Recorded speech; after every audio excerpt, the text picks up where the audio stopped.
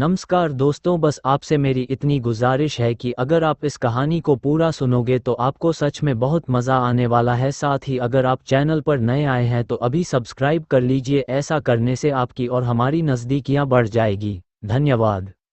Truck driver की भूतिया कहानी। रात के अंधेरे में अकेले सफ़र करने वाले ट्रक ड्राइवरों के बीच कई तरह की कहानियाँ चलती हैं। इनमें से कुछ सच्ची होती हैं तो कुछ सिर्फ अफवाहें।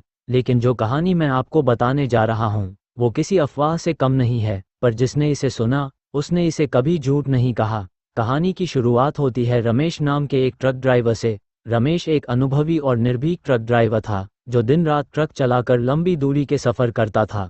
उसे किसी भी चीज़ से डर नहीं लगता था, न तो अंधेरी रात से न ही सुनसान सड़कों से। लेकिन जो घटना उसके साथ घटी उसने उसकी ज़िंदगी बदल दी।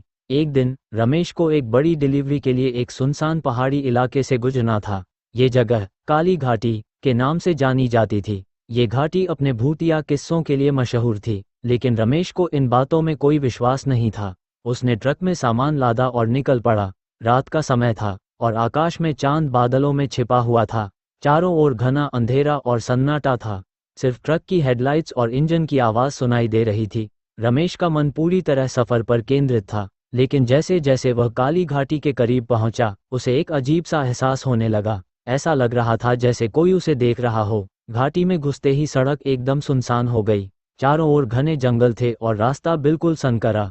अचानक रमेश ने देखा कि सड़क के किनारे एक औरत खड़ी है। उसकी सफ़ेद साड़ी दूर से ही चमक रही थी।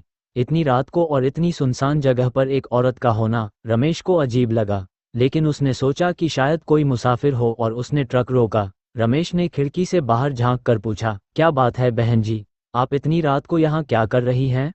औरत ने बिना कुछ कहे धीरे धीरे ट्रक की तरफ देखा।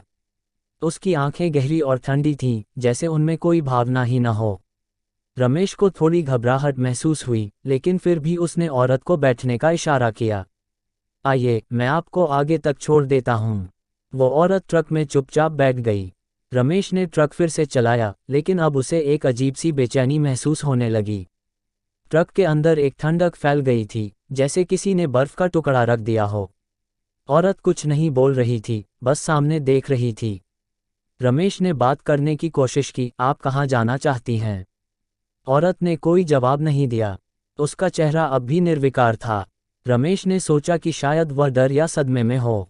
वह चुपचाप ट्रक चलाता रहा, लेकिन कुछ ही देर में उसे महसूस हुआ कि ट्रक के अंदर का माहौल बदलने लगा है। अब ट्रक के अंदर सिर्फ ठंडक ही नहीं, बल्कि अजीबोगरीब आवाज़ें भी आने लगी थीं। ऐसा लग रहा था जैसे कोई धीरे धीरे कुछ फुसफुसा रहा हो। रमेश का दिल तेजी से धड़कने लगा। उसने ट्रक की स्पीड बढ़ा दी, लेकिन आवाज़ें बढ़ती ही जा रही थीं। वह औरत अब भी चुपचाप बैठी थी, लेकिन उसकी आंखें अब रमेश पर टिकी हुई थीं। अचानक रमेश ने देखा कि ट्रक के शीशे में उस औरत की परछाई नहीं दिख रही थी। उसका दिल एकदम से बैठ गया। यह कैसे हो सकता है? उसने खुद से कहा। ट्रक के अंदर इतनी ठंडक और ये आवाज़ें, कुछ तो गलत था। तभी औरत ने अचानक बोलना शुरू किया, तुम इस घाटी में क्यों आए हो? रमेश ने कांपते हुए जवाब दिया, मुझे बस यहाँ से गुजरना है। मैं तो बस सामान डिलीवर कर रहा हूँ। औरत ने एक लंबी सांस ली और बोली, यहाँ से कोई जिंदा नहीं गुजरता। रमेश का शरीर ठंड से सिहर उठा। उसने घबराकर ब्रेक मारे और ट्रक रोक दिया। जैसे ही उसने ट्रक रोका, औरत अचानक गायब हो गई। रमेश ने इधर उधर देखा, लेकिन ट्रक के अंदर अब कोई नहीं था। उसकी सांसें तेज हो गईं और माथे पर पसीना आ गया। वह समझ नहीं पा रहा था कि ये सब क्या हो रहा है। उसने सोचा कि शायद ये उसका भ्रम है, लेकिन जब उसने पीछे देखा तो ट्रक की पिछली सीट पर खून के धब्बे साफ नजर आ रहे थे। रमेश की आंखें फटी की फटी रह गईं। वह जल्दी से ट्रक से उतरा और इधर उधर देखने लगा। चारों तरफ सन्नाटा और अंधेरा था। कोई इंसान दूर दूर तक नहीं था। तभी अचानक पीछे से किसी के हंसने की आवाज़ आई। रमेश ने मुड़कर देखा तो वही औरत दूर खड़ी थी। उसकी हंसी बेहद डरावनी थी, जैसे किसी शैतान की। औरत ने अपनी उंगली से रमेश की तरफ इशारा किया और बोली, अब तुम भी इस घाटी का हिस्सा बन जाओगे। रमेश का दिल जोर जोर से धड़कने लगा। उसने तेजी से ट्रक की तरफ दौड़ लगाई और ट्रक चालू करके पूरी ताकत से एक्सेलरेटर दबा दिया। ट्रक तेजी से घाटी से बाहर निकलने लगा, लेकिन उसे ऐसा महसूस हो रहा था जैसे ट्रक के पीछे कोई भाग रहा हो। रास्ता बेहद कठिन और खतरनाक था। रमेश ने पीछे मुड़कर देखा तो वो औरत ट्रक के पीछे दौड़ती आ रही थी, लेकिन उसकी चाल इंसानी नहीं थी। वो हवा में तैर रही थी, उसकी सफ़ेद साड़ी उड़ रही थी और उसकी आंखों में अजीब सी लाल चमक थी। रमेश ने अपनी पूरी ताकत लगाकर ट्रक की स्पीड बढ़ाई। अब उसे सिर्फ एक ही ख्याल था, इस घाटी से जितनी जल्दी हो सके निकलना है। कुछ देर बाद वह घाटी से बाहर निकल आया। जैसे ही वह घाटी से बाहर निकला, सब कुछ सामान्य हो गया। ट्रक की अंदर की ठंडक गायब हो गई, आवाज़ें बंद हो गईं और आसमान में चांद फिर से नजर आने लगा। रमेश ने राहत की सांस ली, लेकिन उसका दिल अब भी तेज धड़क रहा था। उसने ट्रक रोककर खुद को संभालने की कोशिश की। वो औरत अब कहीं नजर नहीं आ रही थी, लेकिन उसके मन में अभी भी उस भयानक घटना की यादें ताज़ा थीं। अगले दिन रमेश जब अपने गंतव्य पर पहुंचा, तो उसने वहां के लोगों से इस घटना के बारे में बात की।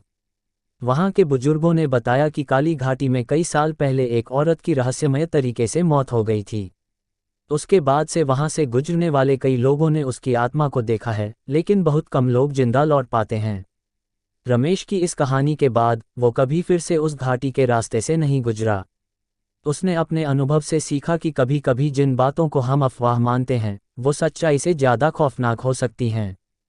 कहते हैं, आज भी काली घाटी में उस औरत की आत्मा भटकती है, और अगर कोई उस रास्ते से गुजरने की गलती करता है, तो उसे अपनी जान से हाथ धोना पड़ता है।